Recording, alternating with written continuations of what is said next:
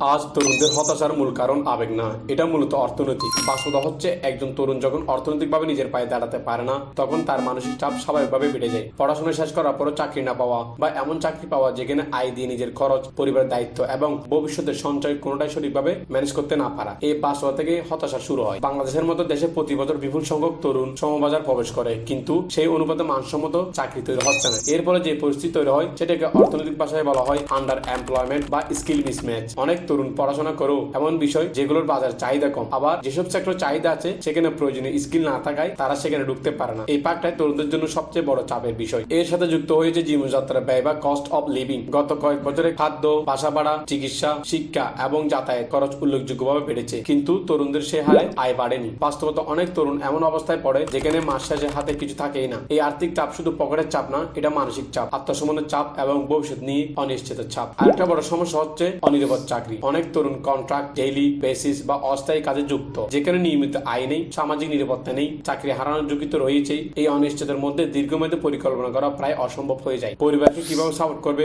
নিজের জন্য কিভাবে সঞ্চয় করবে, এই মৌলিক প্রশ্নগুলো কোনো স্থির উত্তর থাকে না। এখানে ব্যাংকিং এবং ঋণের বিষয় খুবই গুরুত্বপূর্ণ। অনেক তরুণ ক্ষুদ্র ব্যবসা ও উদ্যোগ শুরু করতে চায়, কিন্তু সহজ শর্তে ঋণ পাওয়া কঠিন। জামানত জটিল প্রক্রিয়া, উচ্চ সুদের হার, এগুলো তরুণদের উদ্যোক্তার জন্য বড় বাধা। ফলে তারা চাইলেও নিজ উদ্যোগে আর্থিকভাবে স্বাবলম্বী হওয়ার সুযোগ পায় না। এতে হতাশা আরো গভীর হয়। শিল্প খাত, চাকরির গুণগত মানও এখানে গুরুত্বপূর্ণ বিষয়। গার্মেন্টস, কনস্ট্রাকশন, সার্ভিস সেক্টর, এইসব খাতে বিপুল সংখ্যক তরুণ কাজ করে, কিন্তু অনেক ক্ষেত্রে মজুরি কম, কাজের নিরাপত্তা কম এবং ক্যারিয়ার গ্রোথের সুযোগ সীমিত। ফলে কাজ থাকলেও ভবিষ্যৎ নিয়ে নিরাপত্তা তৈরি হয় না। অর্থনৈতিক ভাষায় এটাকে বলা হয় প্রোডাক্টিভিটি লো ওয়েজ ট্যাপ, যেখানে মানুষ কাজ করে দীর্ঘমেয়াদী এগোতে পারে না। এছাড়াও মুদ্রাস্ফীতি বা তরুণদের উপর আলাদা চাপ তৈরি করে, যেখানে নিত্য প্রয়োজনীয় পণ্যের দাম দ্রুত বাড়ে, তখন নির্দিষ্ট আয়ের মানুষ সবচেয়ে বেশি ক্ষতিগ্রস্ত হয়। তরুণদের আয় সাধারণত ক্যারিয়ার শুরুতে কম থাকে, তাই টাকা তাদের জন্য তুলনামূলকভাবে বেশি অনুভূত হয়। এতে জীবনের মান কমে, সঞ্চয় সুযোগ কমে, আর্থিক নিরাপত্তা আরো দুর্বল হয়ে পড়ে। এইসব অর্থনৈতিক চাপ একসাথে মিলে তরুণদের মনে একটা অস্থায়ী অনিশ্চয়তা তৈরি করে। তারা দেখে পরিশ্রম করছে, কিন্তু সেই পরিশ্রমের ফল